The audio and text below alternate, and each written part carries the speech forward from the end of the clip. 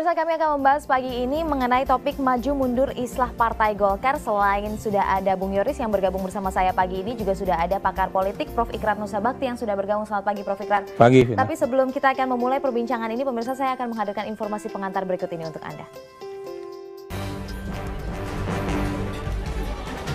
Rapimnas Partai Golkar dibuka dan dipimpin langsung oleh Ketua Umum Partai Golkar versi Munas Bali, Abu Rizal Bakri. Menurut Ical, Rapimnas ini mengagendakan konsolidasi partai, termasuk menjaring calon kandidat dan rencana menghadapi pilkada serentak pada Desember mendatang. Rapimnas kali ini mengundang berbagai pihak dari Partai Golkar, termasuk politisi senior Partai Golkar Yusuf Kala yang tidak hadir karena kesibukan. Begitu pula dengan Agung Laksono yang tidak hadir meski telah diundang dalam kapasitasnya sebagai Waketum Golkar versi Rapimnas Riau tahun 2009. Kalau ia dinamakan Agung Laksono, tentu tidak diundang. Yang diundang adalah Agung Laksono selaku Wakil Ketua Umum dari Partai Golkar DPP 2009-2015, Rio Budi Santoso yang sebagai Ketua DPP Partai Golkar 2009-2016 dan semua fungsionaris Partai Golkar 2009-2015, bukan kubunya, tetapi mereka sebagai anggota Dewan Pimpinan Pusat Partai Golkar 2009-2015. Setelah resmi melakukan islah khusus yang disaksikan oleh tokoh senior Golkar sekaligus Wakil Presiden Yusuf Kala beberapa waktu lalu, konflik internal antara kedua kubu di Partai Golkar belum juga usai. Hal tersebut disebabkan karena kepengurusan yang dipimpin oleh Agung Laksono sudah melakukan Rapimnas Partai Golkar terlebih dahulu. Kami tetap akan memakai undang-undang partai politik, yaitu Mahkamah Partai Politik sudah memenangkan Agung Laksono dan Zainuddin Amali dan ditetapkan oleh SK Menteri Hukum dan HAM selaku negara. Adapun pengadilan PT UN dan PN Jakarta Utara, kami sudah banding. Sekjen Golkar Munas Bali, Idrus Marham menyebut penyelenggaraan Rapimnas berlandaskan hasil putusan PT UN dan PN Jakarta Utara yang condong pada kubu Munas Bali. Sehingga tim formatur yang ada saat ini didominasi Munas Riau tahun 2009. Namun demikian, kubu Munas Ancol akan tetap mengikuti rangkaian Rapimnas termasuk pencalonan dalam pilkada serentak. Ya pemirsa, langsung saja saya akan bahas bersama dengan narasumber yang sudah hadir di sini. Bung Yoris, saya ingin bertanya dulu kepada Anda. 30 Mei lalu sudah islah terbatas begitu ya, dimediasi oleh Pak Yusuf Kala. Iya. Bagaimana kemudian masa depannya sekarang? Kami masyarakat masih bisa optimistis melihat islah Partai Golkar atau sepertinya semakin suram? Saya ingin katakan bahwa sepanjang niat kita itu baik untuk kepentingan partai, saya masih optimis karena saya kemarin pagi jam 11 ketemu beliau di kediaman untuk mendiskusikan karena kami akan melakukan pertemuan awal itu ini malam. Nanti malam jam 7, sehingga saya minta pandangan-pandangan beliau sebagai penggagas tentunya, inisiator, karena arah kesepakatan kami yang 4 poin itu, seperti apa yang tadi Vina bilang, ini kan publik melihat sekarang ada Rapimnas yang dilakukan oleh ini, terus nanti begini, ini gimana gitu. Jelas bahwa nanti malam itu pertama kami hanya sepakat bagaimana mengakomodir semua calon-calon dari dua kubu tapi semua Partai Golkar. Kemudian kita bersama-sama menyepakati untuk membuat satu jutlak dan juknis tentang mekanisme untuk bisa menetapkan siapa yang akan dicalonkan oleh Golkar. Tentunya kita sudah ada gambaran bahwa kita akan memakai lembaga survei yang nanti kita sepakati secara bersama-sama. Kemudian bagaimana pembiayaan, kan lembaga survei ini kan tidak bisa kita suruh begitu aja tapi harus dibayar. Nah, itu aja yang kita akan. Jadi kita tidak masuk ke yang lain sesuai dengan kesepakatan itu. Oke, tapi ada Rapimnas yang diselenggarakan oleh kubu Abu Rizal Bakri yang mengklaim sebagai Munas Riau karena hasil putusan sela menyatakan ini kembali ke Riau begitu ya, hasil Sekarang Munas saya Riau. mau tanya sama, tapi kemudian mohon maaf, kemudian dari pihak Abu Rizal juga memprotes musda-musda yang diselenggarakan oleh kubu Agung Laksono. Jadi sama-sama memprotes gerakannya. Ini sepertinya makin keruh saja suasananya. Itulah begini, itu yang saya katakan begini. Mereka melakukan Rapimnas itu dasarnya apa? Kalau dia bilang dasar karena Munas Riau, mereka selalu mengatakan bahwa harus patuh kepada anggaran dasar, anggaran rumah tangga, hukum yang berlaku. Nah, proses Munas yang mereka lakukan di Bali 30 November yang lalu, itu Munas apa coba? Bali. Munas Bali mengakhiri kepengurusan Riau. Abu Rizal Bakri Riau. Mereka sendiri yang mendemisionerkan itu. Abu Rizal menyerahkan pataka kepada penyelenggara Munas, kemudian melantik secara aklamasi, tepuk tangan hebat sekali, penjagaan dan lain sebagainya. Ini kan sudah selesai kan? Oke. Kok tiba-tiba ada 2 pengadilan yang memunculkan ini? Riau dari mana? Nah, itu yang sekarang kami sedang menelik motif apa di balik itu. Oke. Dari Stadion Borisov di Belarusia, juara bertahan tim Matador Spanyol unggul tipis 1-0 lewat gol gelandang yang bermain di Manchester City David Silva di penghujung babak pertama. Di babak kedua dari sejumlah peluang tidak ada gol tambahan tercipta dari tim besutan Vicente de Bosque ini. Keunggulan 1 gol bertahan hingga akhir pertandingan.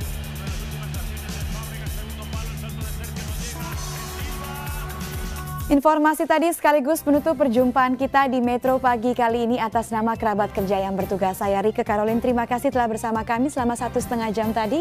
Dan jangan lewatkan bincang pagi usai program ini. Sampai jumpa.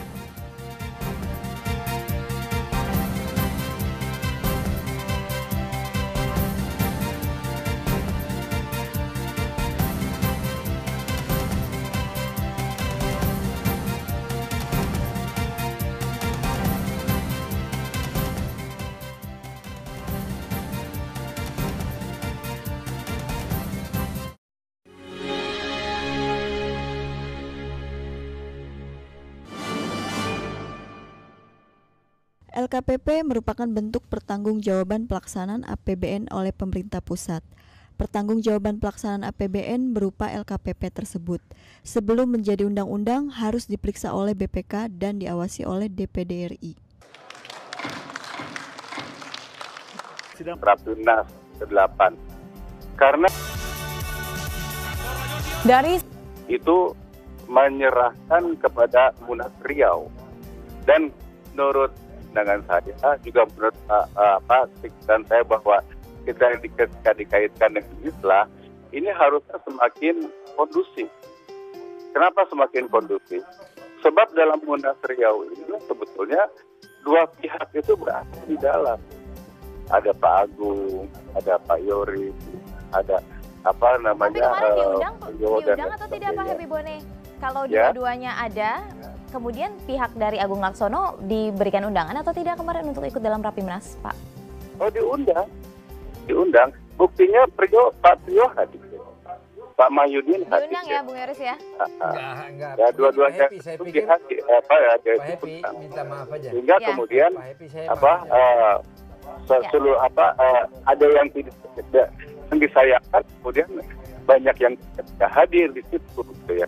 Kalau kemudian sama-sama hadir itu kan sebenarnya sudah terjadi itu otomatis, dan kemudian bisa saling membahas sebagai saudara, kita mendiskusikan dengan baik masalah-masalah seperti itu, begitu. Sehingga ini tidak akan semakin seru, malah semakin baik kalau pandangan saya. Pak Happy, Bung Yoris mau menanggapi? Pak Happy, selamat pagi. Kita Pagi, sebagai sesama kader Golkar, memahami tentang berorganisasi bagaimana. Saya mau tanya secara akal sehat Pak Happy, kan? Kira-kira Pak Happy setuju dan memahami bahwa putusan sela di Pengadilan Negeri Tata Usaha Negara, kemudian provisi dan putusan sela di Pengadilan Negeri Jakarta Utara dan Petun itu, menurut Pak Happy itu masuk akal nggak kira-kira? Kan Pak Happy ikut di sana. Abu Rizal Bakri dengan Pak Happy segala macam itu membuat Munas tanggal 30 November, kemudian mendemisionerkan kepengurusan yang kami semua ikut 2009-2014. Secara aklamasi dengan gegap gempita meriah semua mengangkat Abu Rizal Bakri. Terus ke Petun itu mempersoalkan tentang SK Menkumham. Tidak mempersoalkan antara Kubu mana? Kubu mana atau kubu mana, kok tiba-tiba muncul yang sudah demisioner, yang sudah mati, makanya saya pakai istilah zombie itu kan. Kok tiba-tiba terus semua bangga memakai itu. Oke, Pak Happy, menurut Anda bagaimana? Gimana itu Pak Happy? Saya mau bicara fair aja gitu. Anda meyakini atau tidak begitu? Sesuatu yang Secara aneh kalau aja, dinilai oleh Bang Yoris. Ya, perdebatan seperti ini udah terlalu lama ya dilakukan. Dan ini menghabiskan energi dan juga menghabiskan memeras pikiran yang terlalu lama. Dan ini berlarut-larut. Sehingga kemudian pada akhirnya diserahkan kepada hukum. Ya. Nah, kalau sudah diserahkan kepada hukum, memang harus dipercayakan kepada hukum. Biarkan saja proses hukum itu berjalan gitu loh. Dan kita harus sama-sama menghormati apa keputusan hukum itu. Kalau sebentar, saya ingin tengahi dulu. Ya, saya ingin tengahi dulu, Prof. Ikrar, Anda bisa berkomentar soal ini. Ya, di sini menunjukkan betapa poin ketiga itu nggak jalan ya. Kalau masalah poin ketiga yang ingin sama-sama membangun Golkar lebih. Tapi kan belum bertemu gitu, nanti malam. Betul ya, yang ingin saya katakan di sini ya, kalau memang itu dasar dari keinginan bahwa itu kepentingan kelompok itu ditinggalkan dan kepentingan Golkar yang lebih besar didahulukan, itu tentunya persoalan ini nggak akan muncul kembali. Itu yang menjadi soal. Nah, kayaknya nih di dua pihak ya, baik kubunya Agung Laksono maupun kubunya Abu Rizal Bakri ini sedang berpacu dengan waktu. Berpacu dengan waktu ya, di satu sisi kita tahu bahwa biar bagaimanapun Golkar harus cepat-cepat memasukkan nama-nama itu pada bulan Juli kalau nggak salah ya. 26 sampai 28. Pada sisi yang lain bukan mustahil kubunya Abu Rizal Bakri bukan mustahil juga mungkin menginginkan supaya PT UN itu ya itu juga bisa dipercepat juga supaya misalnya hasil hukumnya itu bisa ingkrah gitu ya. Jadi ketetapan hukum tetapnya itu ada. Walaupun di sisi yang lain mereka juga buying time juga ya. Maksud saya misalnya kayak melakukan rakernas ataupun mengajak orang-orang untuk kemudian bergabung kembali dan sebagainya. Jadi ini yang buat saya agak sulit karena mereka sedang berebut mengenai siapa yang legitimate ya di mata para pengurus di daerah ya. Sementara kita tahu teman-teman Golkar di daerah mungkin juga sudah seperti seperti orang yang repot juga ya. Maksud saya mereka kan biar bagaimanapun harus mempersiapkan diri bukan saja untuk mendaftarkan diri tapi juga bagaimana strategi taktik untuk pemenangan bulan Desember nanti ya, dan itu bukan sesuatu yang mudah. Belum lagi nanti mereka juga harus berpikir-pikir mengenai bagaimana melaksanakan survei ya. Kalau mengenai siapa yang bayar, setahu saya kalau nggak salah nanti calon-calon itu kita belum bicara. Belum bicara. Saya coba mau tanya Pak Ikrar sebagai menurut logika aja, kita bicara orang awam lah, saya ini nggak mengerti hukum kan. Mereka lakukan munas kan kemarin, kemudian mereka gugat di petun itu tentang SK Menkumham. Kok tiba-tiba hakim bisa mengeluarkan ide baru, menghidupkan kembali Munas Riau itu yang juga menjadi satu yang repot ya. Hakim di Pengadilan Tata Usaha Negara itu apakah kemudian tidak mempertimbangkan undang-undang partai politik ya? Yang jelas di situ ada pasal mengenai kalau ada terjadi sesuatu itu harus diselesaikan melalui Mahkamah Partai ya. Terlepas dari Mahkamah Partai itu juga debatable ya. Artinya dua orang itu kemudian menyatakan itu Agung Laksono, kemudian Pak Natabaya bilang bahwa itu belum keputusan mahkamah, kemudian Pak Muladi akhirnya juga sebagai ketua mahkamah partai mengeluarkan surat. Kira-kira bisa jadi itu yang mana yang menjadi dasar hukum itu yang buat saya kalau juga saya begini Pak Ikrar. Oke, nanti kita bahas lagi ya. Bang Yoris, kita harus jeda terlebih dahulu. Pemirsa tetaplah bersama kami, Bincang Pagi akan segera kembali.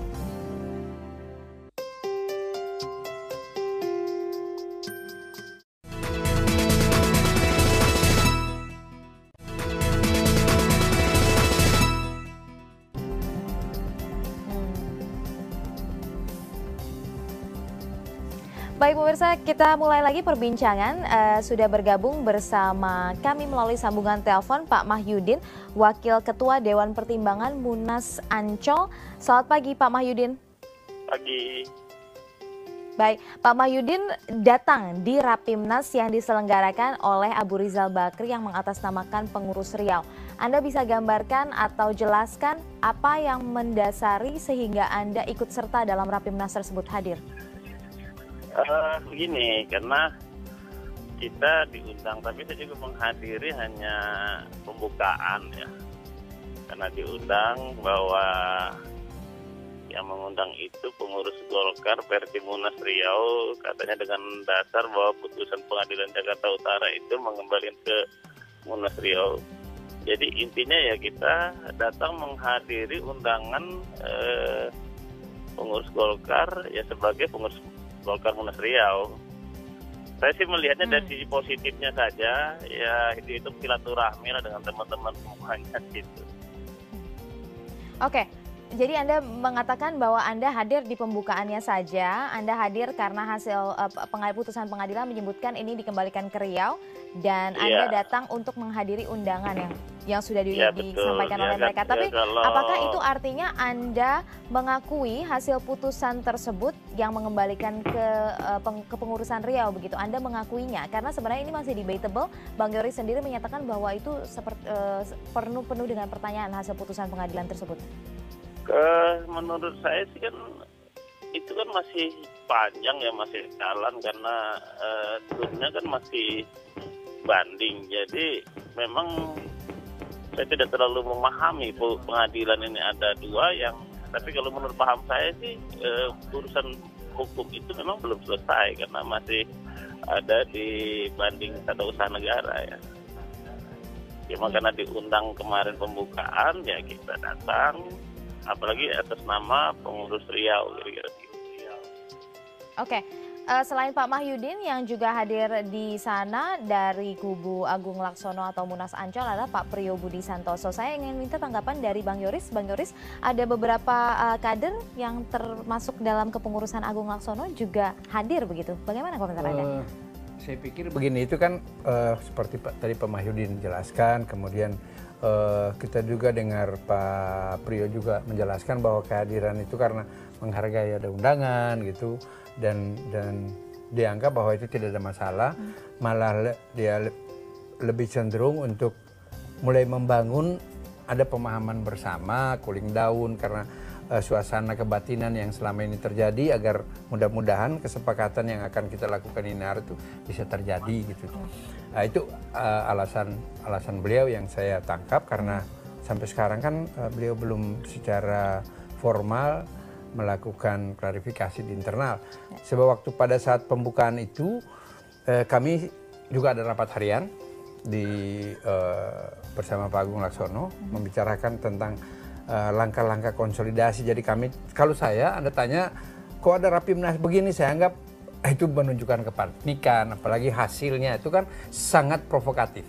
4 poin yang mereka lakukan itu. Di satu sisi Abu Rizal selalu mengatakan bahwa mari kita islah bersama-sama membesarkan Golkar, ini gabung dengan ini. Pertama dia akan memecat semua kader-kader Ancol katanya gitu. Kedua, menduduki atau mengembalikan kantor di DPP di Selipi, ya kan? Kamu apalagi saya nggak tahu. Ini satu sisi kan. Jadi apakah itu Rapimnas begitu urgen untuk membicarakan itu? Saya hanya ingin katakan, yang melakukan penyerangan dari awal dan berniat untuk menguasai kantor DPP sejak November tahun lalu adalah kelompok mereka. Mereka yang menyewa orang-orang bayaran, memakaikan baju AMPG, kita yang ada di dalam menyerang di tanggal 24 itu. Masuk, datang, hari Senin juga. Ada Aji Samsudin, ada Daniel, datang kemudian mencoba untuk menekan Kapolres, untuk mereka boleh masuk, nggak tahu dengan alasan apa. Nah, sementara di satu sisi mereka katakan mari kita islah. Kita baik-baik dan kita sudah sepakat bahwa kantor itu adalah milik Golkar dan mari kita pakai secara bersama-sama. Saya ingin katakan bahwa mereka lah yang tidak berniat secara tulus dan ikhlas untuk menyepakati kesepakatan yang ditandatangani pada tanggal 30 November. Saya mau kasih satu contoh. Kita sudah sepakat secara bersama-sama dalam proses kesepakatan itu bahwa seluruh proses-proses ini kita lakukan di kantor DPP Golkar atau di kantor Golkar mulai dari nasional sampai ke tingkat 2 karena itu adalah infrastruktur Golkar yang resmi. Itu udah sepakat, semua sepakat. Tadi malam Pak Hidayat kontak saya mengatakan bahwa kan janjinya jam 7 malam, ini hari jam 7 malam. Saya katakan kok kenapa mesti malam? Ya beliau alasan karena Pak Teo punya kesibukan, pasti ya, nggak apa-apa kalau saya. Tiba-tiba beliau katakan bahwa oh teman-teman nggak mau katanya kalau bikin di kantor DPP. Kantor DPP loh. Ini apa lagi kan? Oke, jadi ini sepertinya kalau saya simpulkan dari apa gambaran yang ada, Prof. Ikrar, sepertinya sulit sekali ini untuk islah, tidak ada kuncinya untuk kembali islah padahal sudah tanda tangan, sudah sepakat. Gitu. Iya, mereka yang mulai. Kalau kita lihat ya, biar bagaimanapun kubu Agung Laksono ini sampai sekarang masih memiliki legitimasi politik karena adanya SK Menkumham. Dan Mahkamah Partai. Ya, dan Mahkamah Partai itu otomatis karena adanya Mahkamah Partai kemudian SK Menkumham itu keluar. Ya. Di sisi yang lain, di sisi yang sama juga ya, kebetulan kubu Agung Laksono itu adalah sekarang yang menguasai kantor DPP. Ya, nah makanya kemudian untuk memenuhi apa namanya itu tadi saya katakan bahwa legitimasi politik di pihaknya Abu Rizal Bakri, makanya kemudian mereka juga ingin menguasai kantor DPP. Kenapa demikian? Karena itulah yang melambangkan institusi, ya, simbol dari Partai Golkar itu ya. Tapi terlepas dari apa namanya itu keributan-keributan ini, tapi lagi-lagi saya mengatakan bahwa secara sosiologis baik pihaknya Bung Yoris maupun pihaknya kawan saya Happy Bone ya, itu memang tidak memiliki prinsip kekitaan itu, we feeling, perasaan kekitaan, bahwa kita sama-sama Golkar, bahwa kita benar-benar ingin islah, bahwa kita benar-benar ingin membesarkan Golkar ya. Kenapa demikian ya? Karena kalau Anda perhatikan ya, itu juga kalimat-kalimat pada saat islah yang mengatakan bahwa kita ingin memberikan contoh kepada partai-partai lain bagaimana membangun sebuah islah di tengah konflik yang sedang berlangsung ya. Tapi ternyata tidak ya. Mereka gitu. Bukan kami. Saya dari personal. Nah, ini saya ingin ke Pak Happy Bone kembali. Pak Happy Bone sudah bergabung kembali bersama kami. Pak Happy Bone, bagaimana komentar Anda dari apa yang sudah diungkapkan Bang Yoris mengenai pendudukan kantor? Upaya penyerangan yang salah satunya ada tokoh Aziz Syamsuddin juga yang merupakan kader, dan dari Abu Rizal Bakri dan Daniel juga. Komentar Anda bagaimana? Ya, itu saya juga kaget ya mendengarkan bahwa ada penyerangan-penyerangan seperti itu, dan memang saya sudah lihat itu di televisi.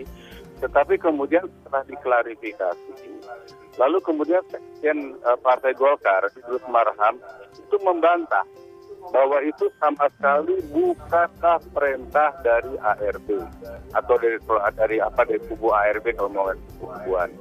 Jadi terus itu Aji Syamsuddin itu siapa ya? Yang disampaikan. Aji Syamsuddin sama Daniel di situ ngapain? Ada perintah. Nah itu harusnya itu sudah menjadi ranah pihak kepolisian. Polisi harus membongkar siapa itu, dibuka aja gitu loh.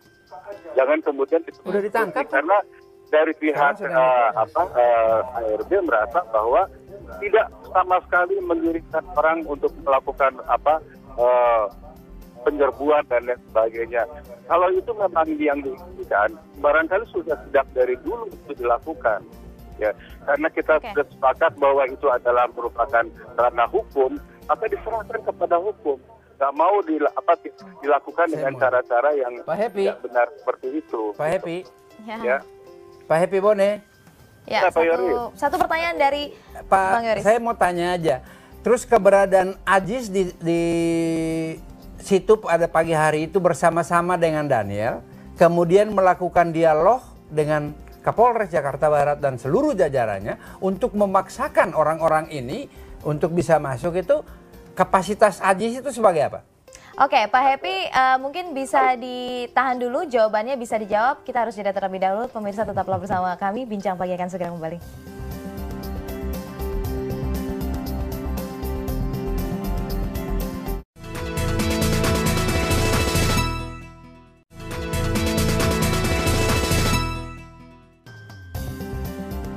Saya mulai kembali perbincangan pagi ini. Saya ingin ke Pak Happy Bone. Pak Happy Bone, tadi sebelum jeda Bang Yoris bertanya soal bagaimana dengan kehadiran Pak Aziz dan juga Daniel di sana pagi itu.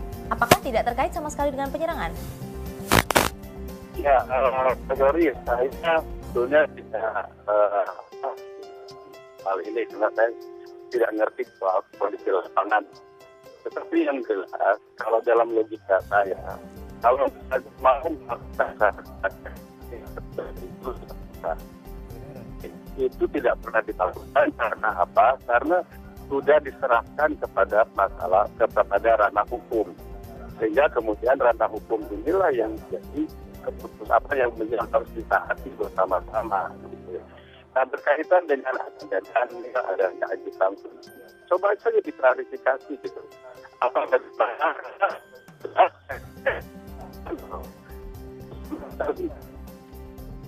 dilakukan oleh saya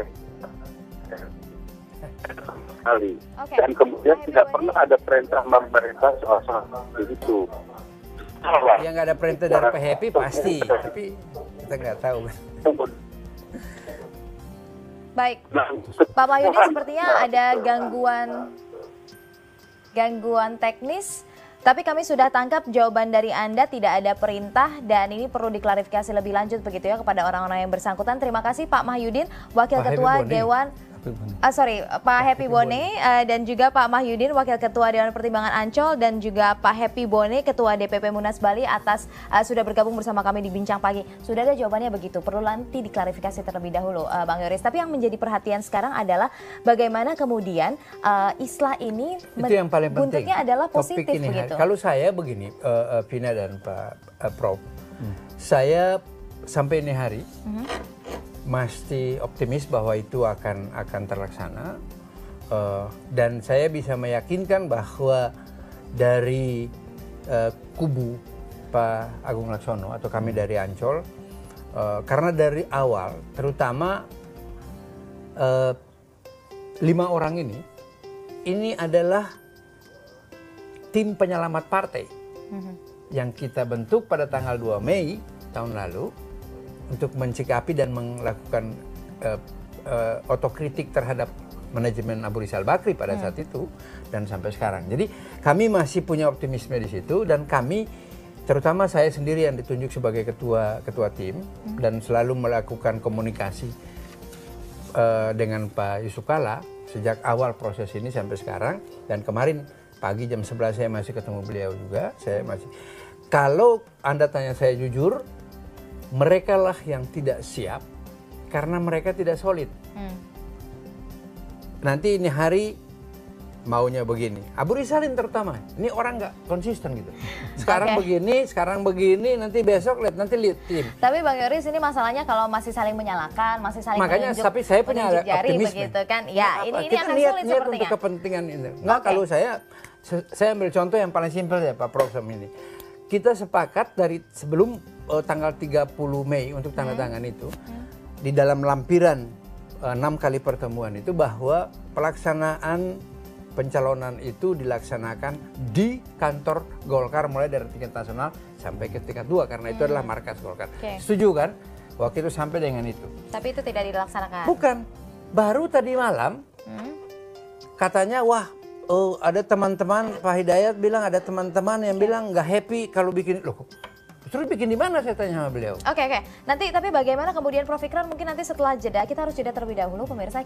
Setelah jeda mungkin Anda bisa jawab apa sebenarnya solusi untuk menjawab tarik ulur maju mundur ini yang terus terjadi dan terus kita masyarakat saksikan ya. Kita akan nantikan jawaban dari Prof Ikrar setelah jeda berikut ini pemirsa. Tetaplah bersama kami, Bincang Pagi akan segera kembali.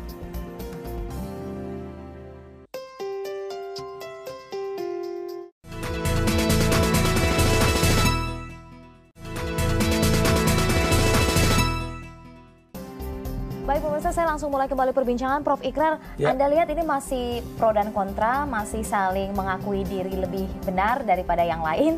Anda melihat bagaimana kemudian jadi kuncinya? Gini, ini kan lagi memperebutkan sebuah tanda tangan. Ya. Karena tanda tangan itu yang akan menentukan ya siapa calon-calon dari Partai Golkar yang akan maju di dalam pilkada ya, baik pada tingkatan provinsi, kabupaten, kota. Betul. Nah kemudian ya, kita juga tahu bahwa dari kubunya Agung Laksono merasa bahwa mereka masih memiliki SK dari Menkumham yang katanya dicabut oleh PT UN ya. Dan kita juga tahu bahwa PT UN kemudian mengembalikan ke Riau. Ini juga buat saya juga agak aneh ya. Kenapa demikian? Kan masa bakti sebuah kepengurusan itu kan 5 tahun, kemudian kok bisa dibalikkan ke sana, dan kemudian apakah hasil dari Mahkamah Partai itu diabaikan? Ini juga menjadi satu hal yang tanda tanya besar. Nah, kalaupun kemudian yang satu punya SK Menkumham, yang satu mengatakan keputusan dari PT UN, nah pertanyaan saya, hasil dari PT UN itu kan juga tidak bisa ditindaklanjuti dengan mengajukan pengurusan baru ya, yang kemudian diajukan kepada Menkumham ya, untuk mengganti surat yang baru yang lama ya. Jadi SK baru itu belum keluar, dan itu memang tidak bisa keluar sebelum ini inkrah. Ini yang menjadi tadi saya katakan berpacu dengan waktu itu. Jadi saya melihatnya seperti itu. Jadi itu kelihatannya itu yang ingin diperjuangkan itu, dan buat saya lagi-lagi mudah-mudahan Golkar bisa menyelesaikan konflik di internalnya, sebab kalau tidak mampu menyelesaikan konflik internal, bagaimana kemudian dia bisa berfungsi sebagai partai politik begitu. Dan jangan-jangan nanti tidak jadi ormas. Bukan fokus untuk berkompetisi dalam pilkada, tapi berkompetisi di dalam keluarga sendiri. Betul. Oke. Nah, Bang Yoris, singkat saja untuk penutup, bagaimana kami akan menantikan Golkar akan bertarung secara sehat nanti atau ketinggalan kereta karena sibuk di dalam urusan rumah tangga sendiri? Saya masih punya optimis terhadap proses kesepakatan yang sudah kita bangun secara bersama-sama, dan dari kubu kami itu punya pemahaman yang sama bahwa kita utamakan partai dulu, dan kesepakatan itu kan kalau kita anggap bahwa ini ceasefire ya, atau gencatan senjata, itu kan 30 Mei sampai 26 Juli aja. Mekanisme ini yang kita sekarang selesaikan supaya kita bisa berproses sesuai dengan jadwal dari KPU. Soal siapa yang nanti tanda tangan, kita lihat nanti tanggal 26. Kalau kita mau berbicara legal, itu yang debatable tadi kita udah bilang ribut sekali. Anda tanya saya punya keyakinan. Ya, betul. Iya kan? Kalau tanya mereka juga punya keyakinan yang berbeda. Keyakinan, cuma keyakinannya lucu-lucu gitu kan. Dia yang menemisioner, dia yang sudah mematikan, dia yang angkat kembali. Tapi ini yang kami sedang mengkaji, ada motif apa di balik ini. Ini perlu kita akan pikirkan secara bersama-sama. Tapi yang jelas sekarang akan duduk bersama dulu untuk bicarakan soal yang kriteria, kemudian juga soal menseleksi calon-calon begitu ya. Itu yang jadi fokus sekarang sampai nanti tanggal 26 tanda tangannya. Jadi kalau mau berdebat nanti di situ saja, jangan sekarang. Nggak usah. Oke, baik. Kita nantikan saja. Semoga juga nanti kita bisa menantikan kabar baik dari Partai Golkar supaya juga bisa berpartisipasi dalam proses demokrasi nanti pilkada pada Desember mendatang ya. Terima kasih Bapak-Bapak sudah hadir di sini.